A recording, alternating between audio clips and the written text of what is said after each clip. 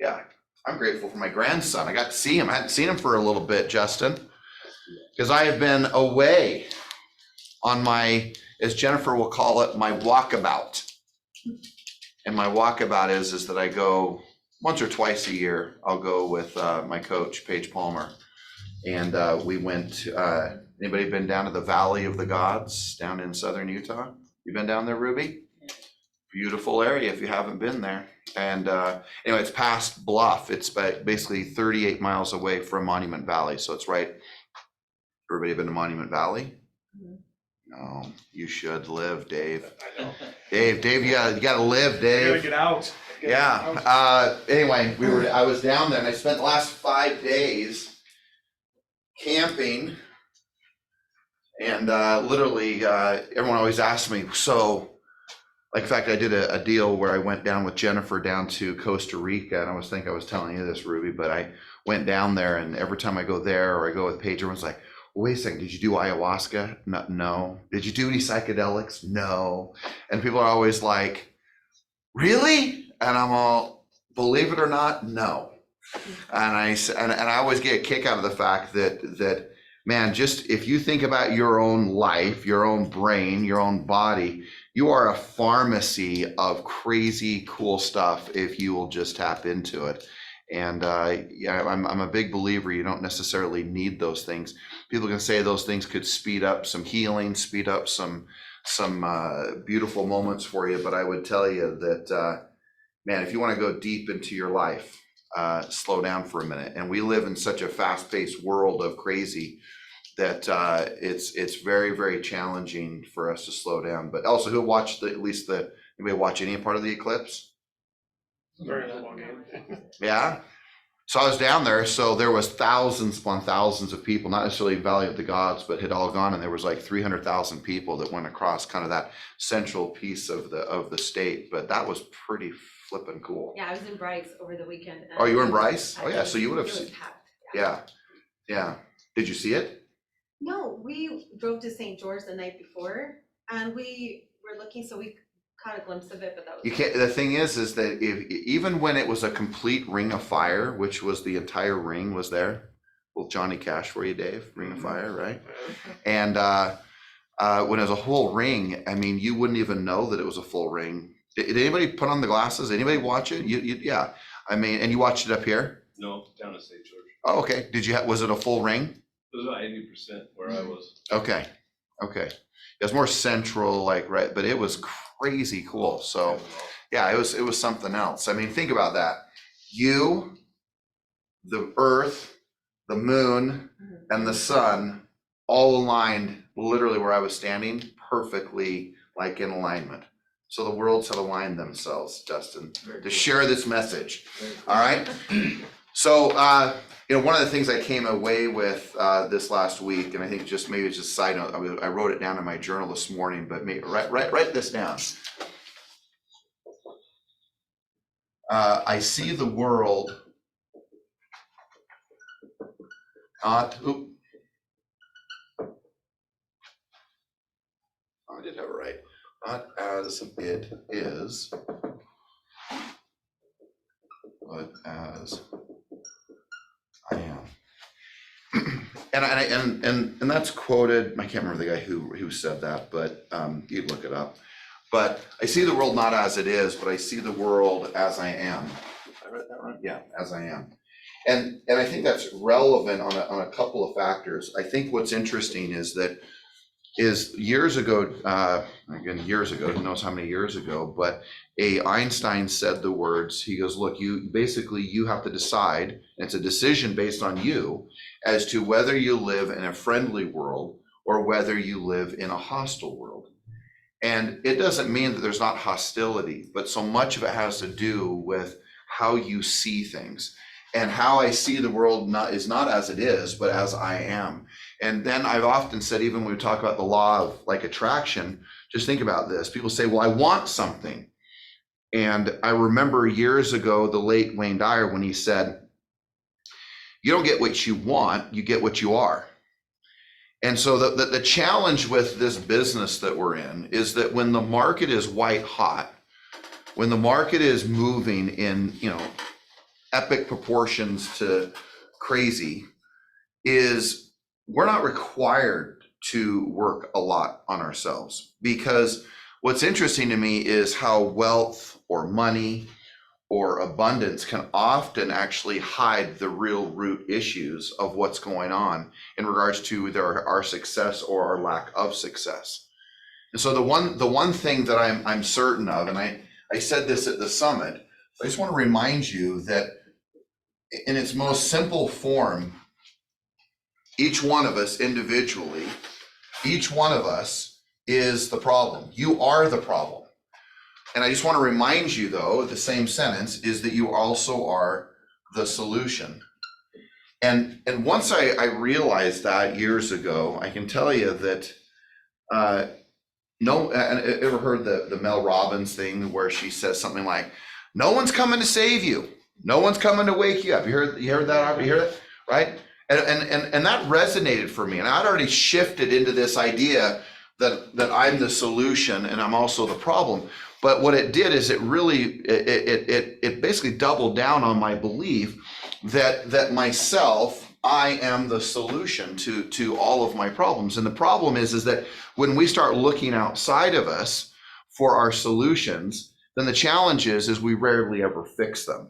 And we rarely ever move through them. We can cloak them with lots of things. We can cloak them with money or abundance or wealth, and we don't deal with them. But the challenge is that you have to have that commitment to say, hey, you know what? I'm not going to just wait.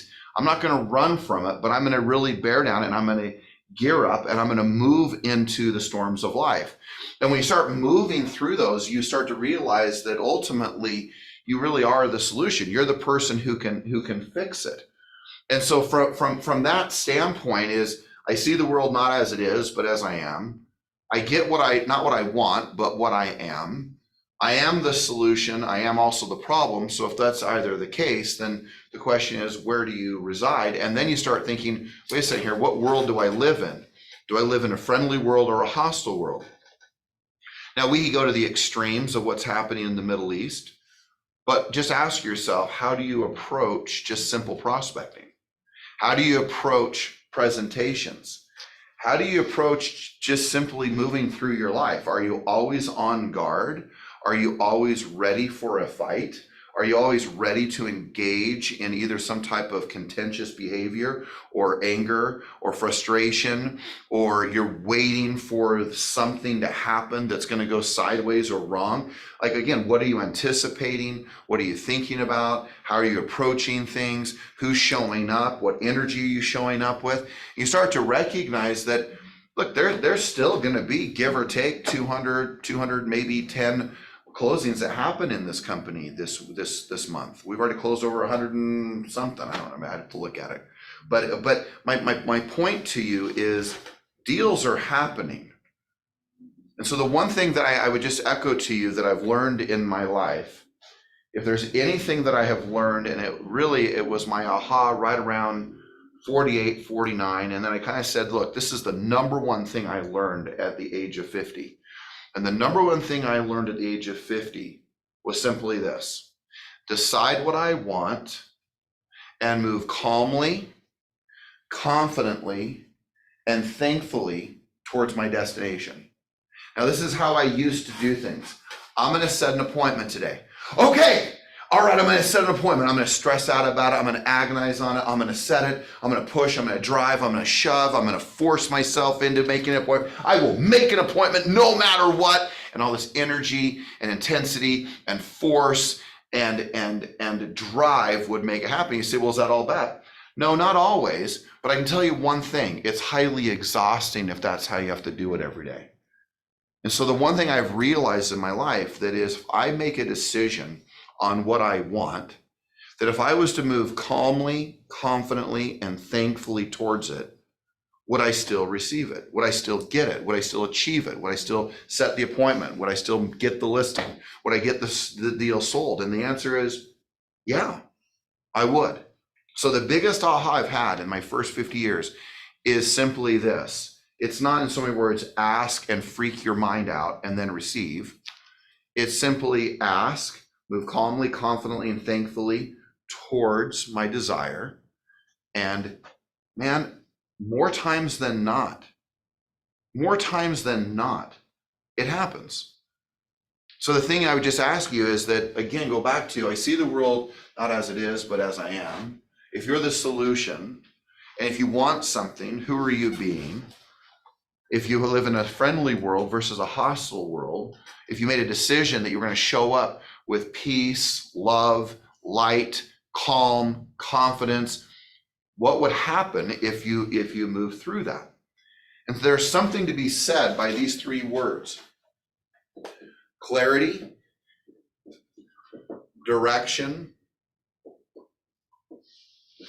and purpose. When anything is off, when anything's out of alignment, like I'll have a meeting today at 9 a.m., like with Inspiro. When anyone is off, like with all the loan officers, my whole focus point, like Bob, will be, let's talk about clarity, direction, and purpose.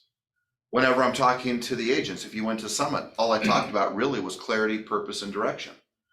And the thing that is interesting is that if you show up on a phone or you show up at a listing appointment, you show up with a buyer and you don't have clarity, direction, and purpose, they won't be able to put their finger on it, but they're not going to want to follow you. It's that simple. So get really clear as to where you're going.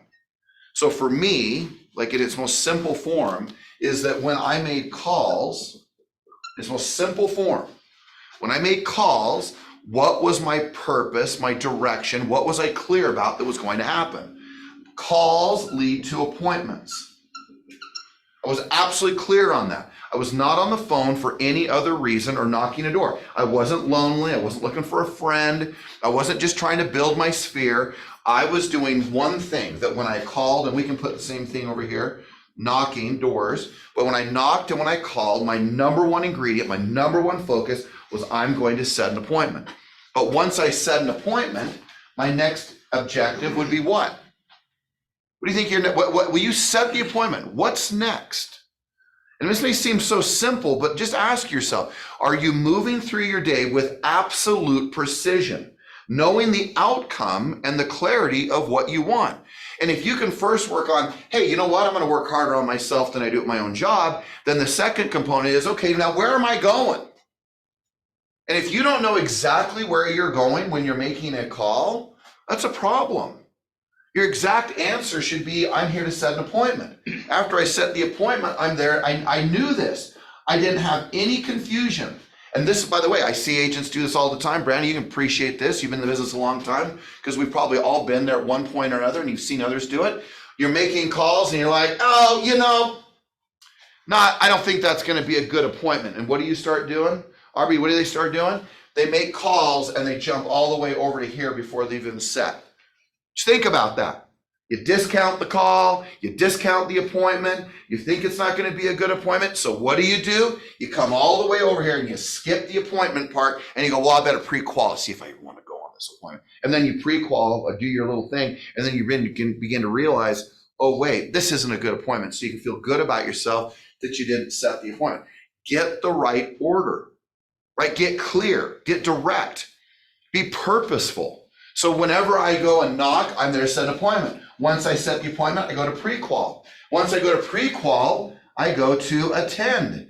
Now just think about this. When you attend an appointment, what is your objective? You say, well, no, I'm for sure, man, I'm going to take 3 listings. Are you that conscious, Dave? I'm challenging you. I'm just asking, right? Like, are you that clear, Dustin, when you get on a phone that you're going to set an appointment? Justin, same thing. The thing that's interesting is that once you attend it, then what's the next? You're there. What's your objective when you're at the appointment? What's the objective? Take the listing. Yeah, take it, right? Let's just simply say sign contracts, right?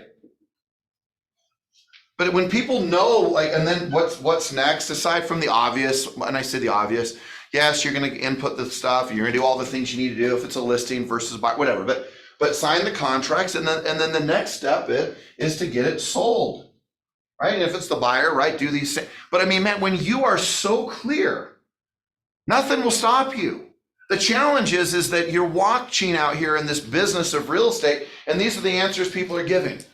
I don't know. I don't know what I'm going to do. Really? Well, first, how about you pick up a phone? That might be the first place to start, or knock on a door.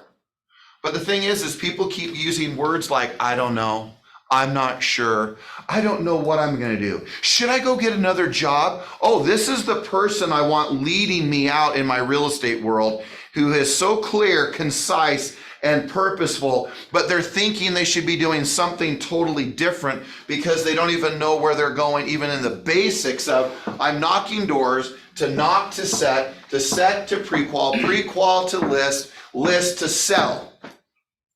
Like, I'm serious. Like, I am amazed when I sit or I stand and listen to people prospect over the years, and they don't even know where they're going on a call. Just ask yourself, like, do you really know where you're going? And if you don't know where you're going, you have a pretty small chance of getting there because you don't know. So the key, right, is if we say, man, I'm going to really work on myself, but part of that work is I am always going to know exactly where I'm going. And if I'm clear on where I'm going, man, I got a pretty good chance of getting there. If you know you're going to pick up a phone or go knock on a door today, and your only objective is to set an appointment, I think you have a pretty good chance of setting one. The challenge is that we'll say things like, our objective is, I need to make 30 contacts today. Oh gosh, okay. 30 contacts. And guess what you get at the end of the day? 30 contacts. That's what happens. That's how it works, ladies and gentlemen. That's how this universe works. And the problem is that when you aren't clear on where you're going, then all of a sudden people start making up stories. They start giving themselves excuses. They become a victim. They start blaming. They start thinking they're entitled to something because there's absolutely zero clarity. So look, if you could do yourself the favor, be clear, get direction, know your purpose. Like, just, man, what am I doing today? And it doesn't have to be grand. I mean, I'm talking about the simplicity of appointments to pre-qual and pre-qual to attend and attend to signing a contract. But I'm telling you, so many people don't even know that. They don't even know what they're trying to do when they go out there. Just remember that, and part of the job is for a great leader to show up and give clarity. A great leader shows up and gives direction. A great leader shows up and they feel their presence. And when they feel all that, they go, sign me up. I'm ready. What do we do next? That's what happens. But the challenge is so many people are walking around here with a lack of clarity, no direction, and purposeless. And then we're saying, I don't understand why this market's not working for me, or why I'm not getting business, or what am I going to do? And the real issue is, it's how you're showing up. So if you will show up the way you're supposed to show up, and then you back it up with a little bit of discipline, meaning a few phone calls, a few door knocks, and you do your job, then man, wow.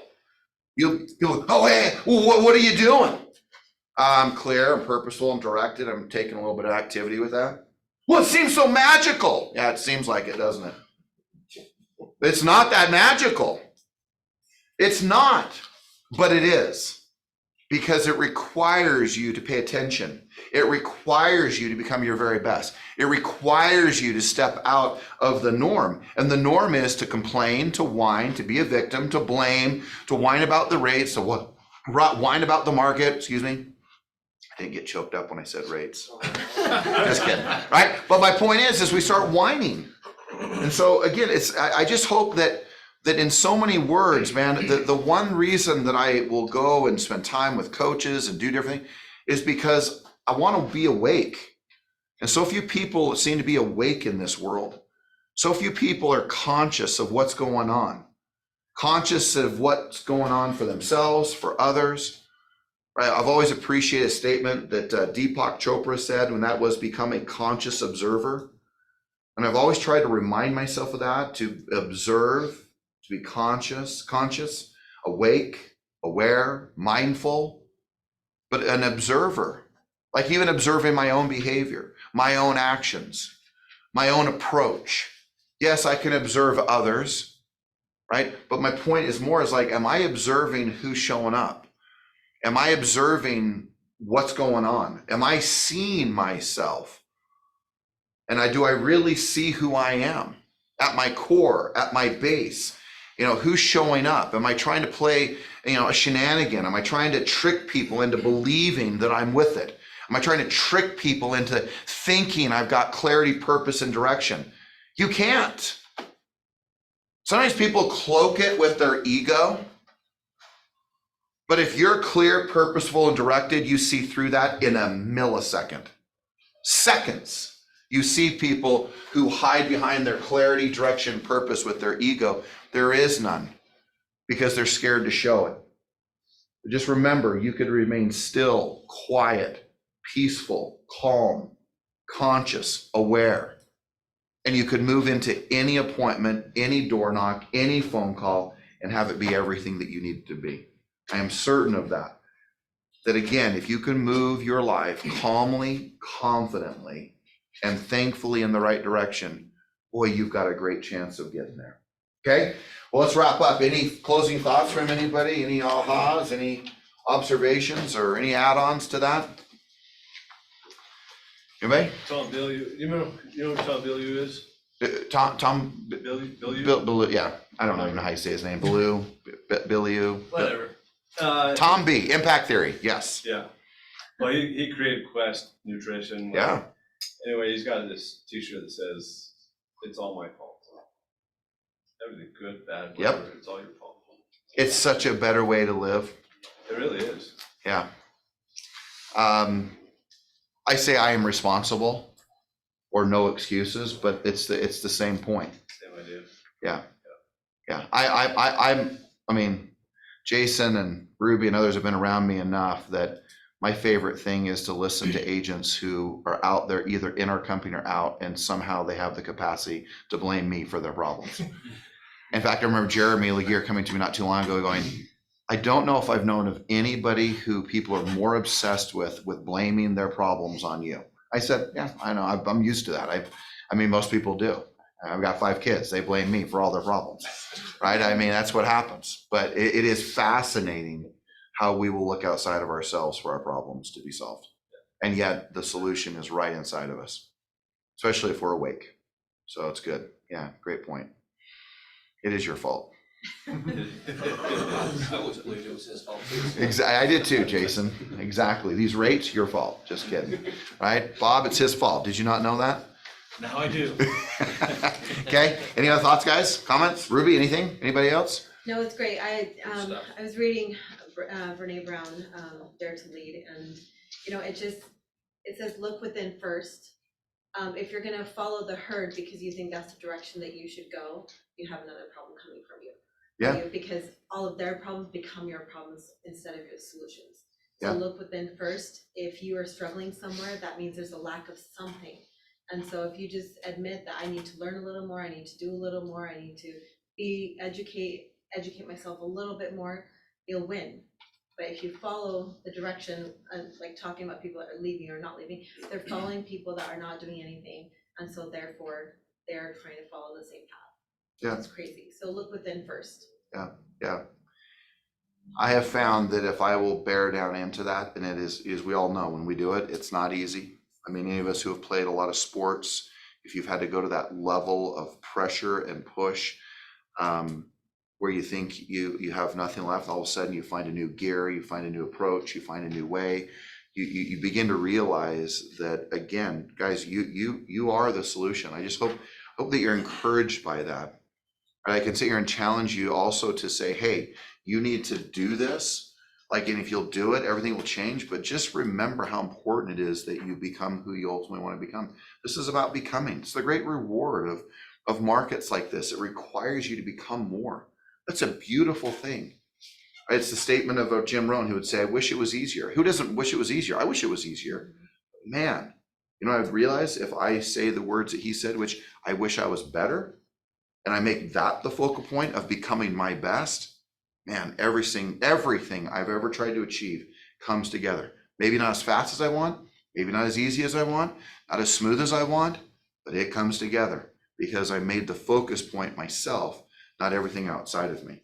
Okay, all right, good. It goes back to what you, I see the world not as it is, but as I am. Guys, remember, there's so much evidence of so much real estate being sold. That should be a great reminder as to what is it and what is it that you need to be doing, who is it you need to be, so that you can have everything that you want to have out of this business. All right, here we go, guys. Thank you for being here.